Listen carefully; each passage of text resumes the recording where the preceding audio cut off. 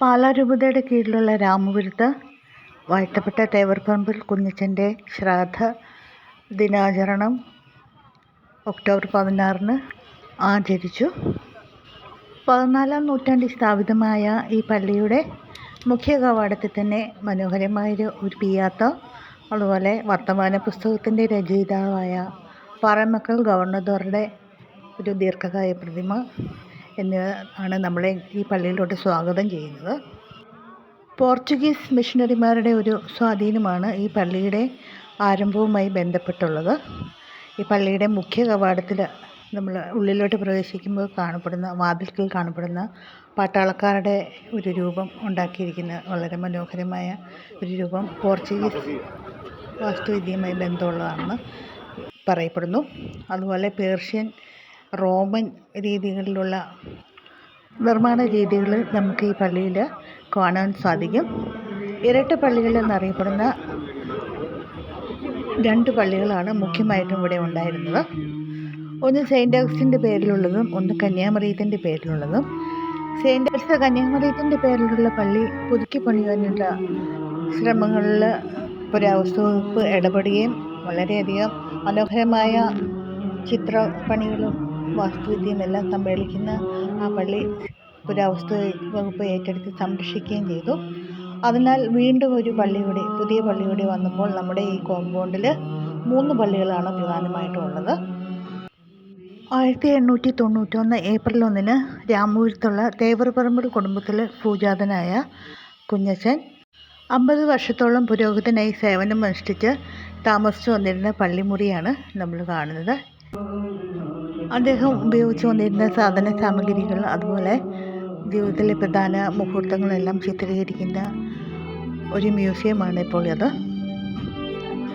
കുഞ്ഞച്ചൻ പൂജിച്ച് നൽകുന്ന വിശുദ്ധ ജലവും ഉപ്പും എല്ലാം ഉപയോഗിച്ച് അന്നത്തെ കാലത്ത് കാർഷിക വിളകൾക്ക് ഭീഷണിയായിട്ടുള്ള ജീവികളെ തുരത്താനായിട്ട് സാധിച്ചിരുന്നു. ഇന്നും ആ ഒരു വിശ്വാസത്തിൽ കാർഷിക വിളകളുടെ സംരക്ഷണത്തിനായിട്ട് കുഞ്ഞച്ചനോട് പ്രത്യേകം ആളുകൾ വന്ന് പ്രാർത്ഥിക്കുന്നു, കാർഷിക വിളകൾ സമർപ്പിക്കുന്നു. തിരുനാളിനോടനുബന്ധിച്ച് ഒരു വലിയ ലേലവും നടക്കാറുണ്ട്. ഇത് കുഞ്ഞച്ചൻ ഉപയോഗിച്ചിരുന്ന കട്ടിലാണ്. വളരെ ലളിതമായ ഒരു ജീവിതമാണ് അദ്ദേഹം നയിച്ചിരുന്നത്. ആകാരത്തിൽ ഒരു ചെറിയ മനുഷ്യനായത് കൊണ്ടാണ് ആളുകൾ വളരെ സ്നേഹപൂർവ്വം കുഞ്ഞച്ചൻ എന്ന് വിളിച്ചു വന്നിരുന്നത്. അദ്ദേഹത്തിന് അധകൃതരായിട്ടുള്ളവരോട്, പ്രത്യേകിച്ച് ദളിത് വിഭാഗത്തിൽപ്പെട്ട ആളുകളോട് ഒരു സവിശേഷമായ സ്നേഹമായിരുന്നു.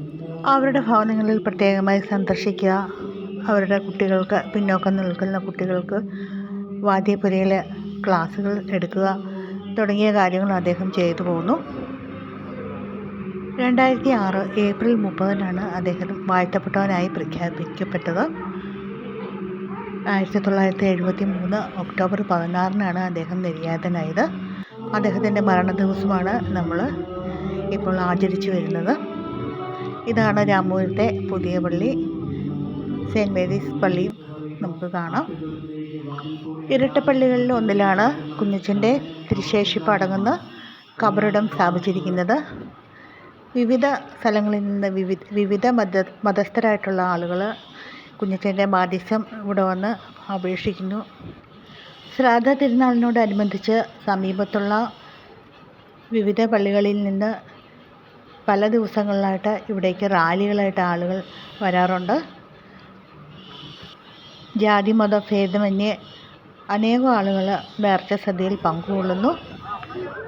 നേർച്ച സദ്യയിൽ പങ്കെടുക്കാൻ വരാൻ സാധിക്കാത്തവർക്ക് വീടുകളിലോട്ട് തീർത്തും സൗജന്യമായിട്ട് നേർച്ച ഭക്ഷണം കൊണ്ടുപോകാവുന്നതാണ്.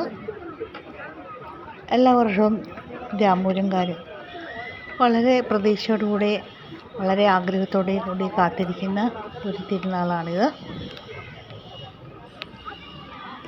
തിരുനാൾ ദിവസങ്ങളിൽ KSRTC പ്രത്യേക സർവീസ് നടത്താറുണ്ട്.